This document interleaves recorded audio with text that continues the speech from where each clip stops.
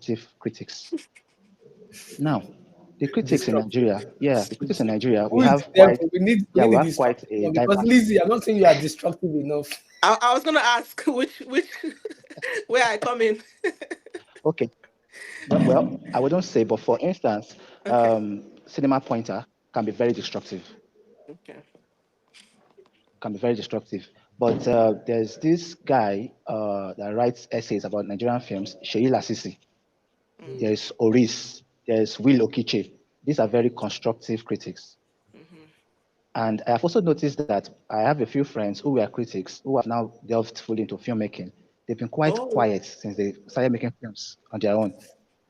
Friends like Martin Chuku, Taiwo Egunjobi, they become quite quiet since they started making their own films. It means that there's a lot that you will see when, like being a football pundit, it's easier to sit in the chair and speak Yeah. than to make the Right. films. But at the same time, it doesn't mean that whatever the pundit says is wrong. It's just Mm-hmm. that sometimes the expression, the way they communicate their ideas is the problem. So Mm. now, for an industry that wants to go to the next level, we need these critics because sometimes you need your ego to be to be shattered to be humble in order to learn, unlearn, and grow. Really? Yeah, So that's true. true growth will not come without the critics. We need them because to be fair, my friend yesterday was listing films, and let's say out of 20 films that we talked Yeah. about 17 would not cut it internationally. I mean, we all live in the, we all live in the UK, and I Mm-hmm. am kind of in the UK film ecosystem here. I have seen quality films from unknown filmmakers here, and I bet you some of our films cannot stand with those films. To tell you Mm-hmm. how high the bar has been raised in this country. Yeah. Talk less of Nollywood or Korea or India. Mm-hmm.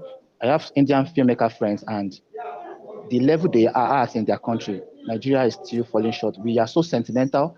We get attached to the filmmakers such that we don't tell them the truth to their faces. That this film is not just not good enough. We still struggle with the art of storytelling. Let me not even go. So we're so good with spectacle, but we're so terrible with the basic of everything, the function of everything, which is storytelling. It's very bad. Nigeria So, as an industry is still struggling with the third act till now. We don't know how so to end our films. It's a problem. do you think that Bollywood, because you just mentioned Indian movies, right? And Yes, Indian yes. producers, do you feel that Bollywood is at a higher strata compared to Nollywood as we speak? Yes, yes. Why? Because their best films per season, head to head with our best film per season, we can't stand them. Mhm. So Oh, really? Bahubali, for every Bahubali, for every RRR, we can't Right. compete with them. No, We just we just can't. RRR is RRR is on another level of cinematic masterpiece. So Few I, I, Hollywood, I beg I beg to few differ though. yeah, but few Hollywood movies can stand that. There is a lot of the charade and stuff. Bollywood have its own issues, right? But when you talk about how stories are being spun, Yeah, for the IRR story, it's brought different. a new, like they brought a new spin Yeah. to everything we already know. It's like taking RRR is October 1 yeah. and turn it into something that is, it's still colonialism, right? Uh-huh. But then I'm thinking of one day that we can do our colonial story in a way that spins everybody's head. Well, Not like, the likes and of that's Femi Adebayo and the others, they are doing some pretty amazing work when it comes to telling epic stories, epic Nigerian yeah, stories.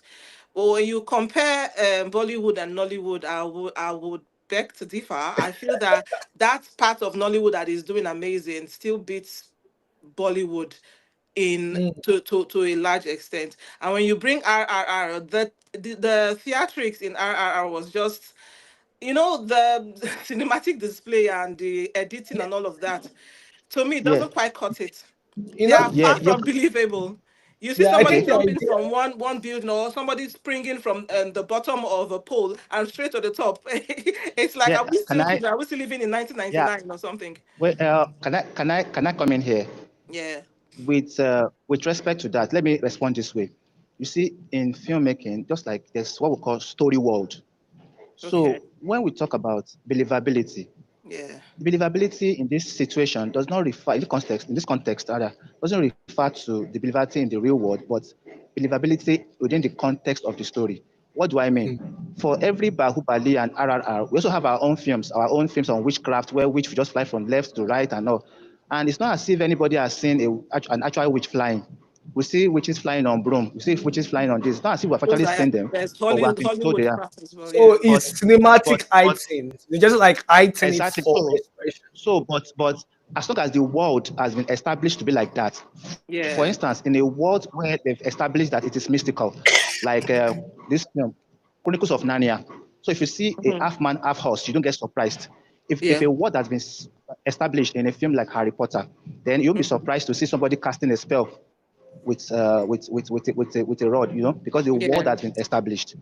Yeah. So for films like RRR, yes, they look Atlantis and unbelievable in the real world, but so long as in that world that has been established in the movie, it stays there. You understand what I'm saying? So, Yeah. but for us in Nigerian film industry, what I'm saying is it's not as if we don't have good films, because I can mention out of my head now, Saworo there, October 1, for Maria Ebunpataki, Eyimofe, Fumilayo Kuti. Lara Some Sokuti, Kuti. Mami Water, Seven Doors, King of Boys. I can mention House films, but of I'm God. saying, Mm. thank you. If you look at the proportion, it's still not good enough. Yeah. Mostly because I know that Nigerians are super gifted when it comes to storytelling, but we struggle to transfer oral storytelling into visual storytelling. That's our problem right now. We struggle. Yeah. And so many it's as if the ones who know how to do it don't have the resources, and the ones who have the resources don't know how to do it. Okay, now so Nii Akimalayan. says, yeah. So he said something that I think it's like a jab to critics that Yeah. don't why I'm quoting, paraphrasing, but if I get the quote, I say like instead of you sitting down and criticizing how somebody is not doing well in their movie, sit down and be thinking of how you do your own. The thing is that we can't Well, all we let can't me let all me be okay. producers. We can't all be producers, right? In every Yeah. facet of any industry, you have it's teamwork makes the dream work. So if all of us are Yes. producers, just the way Nollywood is right now, who does the other jobs of picking out Yes. some errors and things to improve upon? So Yes. that's where the critics come in Yes. into play. I smile when Yes. I see comments like, you just sit down there and write reviews and condemn someone's movie and all of that. And the way I do my reviews is such that I tell you the good parts that I see and the parts that I don't like. Except the movie is just maybe I was just taken like aback that day and I didn't like the movie at all, but which rarely happens. So I try to be constructive in my criticism. So I smile when I see comments like, go and produce your own movie. What movie have you produced? And all of that. So we all have our parts to play in all of this. Yeah. Exactly. And So and and for sorry, Peter, for Nia Kimolayan, for instance, look at his last three films. Has there been any improvement? Look, filmmakers do this a lot because we have a lot of ego. When Mm. people criticize our work, nobody likes it, especially when it is not favorable. Nobody likes it. So sometimes we react, but we still go back home and think about what has been said. Is this true or is this not true? Because then you look at the same person who made Lisabi. That means that he has been learning from whatever the critics have been saying. He may yeah. not like it, he doesn't have to like it, but he goes back and then does a review of what he has done and then it improves. Because we all need these people, whether they say it in a nice way or not, but we need to hear the truth in order to get better. Roger Yeah. Ebert wasn't taking it easy on Hollywood before he died. He didn't take it easy at all on Hollywood.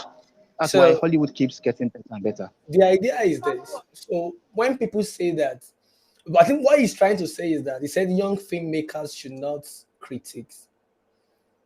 You know, I kind of get so that. Yeah. is If it you're a for film, me?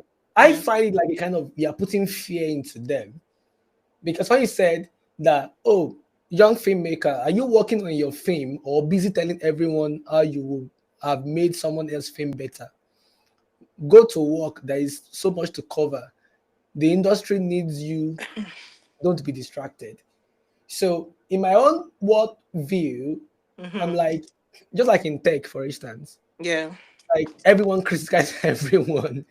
That's the way tech work, and that's why you have seen OpenAI, Mm. a business that started with 35 people 5 years, 7 years ago, Yeah. is now a $1 billion business. It doesn't come out of just being gentle with Microsoft or no. Altman was coming from, that's what we call disruptions. Yeah. So if you have an industry that is trying to give a sign that you young filmmaker Shouldn't. tread carefully, oh, because you know where the Yeah. money is, you will not get it. I You think understand? that's one So thing. Yeah, that is that's one what thing with that Nigeria. code, that's what Yeah. is the vibe. Maybe I'm using my Nigerian lens to read it. You know, I when I like guess where you're coming young from. filmmaker, you know, Yeah. watch, we are watching you It's sort of because like you come putting with something that instilling will remind fear. you of what you told me. I think it's sort of like instilling fear, more like Yeah. control via Yeah, fear. control freak. Yeah, so you don't have the right to say anything. And I see this play out a lot in Nigeria because I've seen some of our African brothers and sisters over here, and you see this timidity sometimes. Mm, You know how we grew up where elders are talking and you don't have any right to say a thing. You understand? So I think that's the angle where he's coming from to say something like that. And he has no yeah, right, to be honest, to say a thing like that.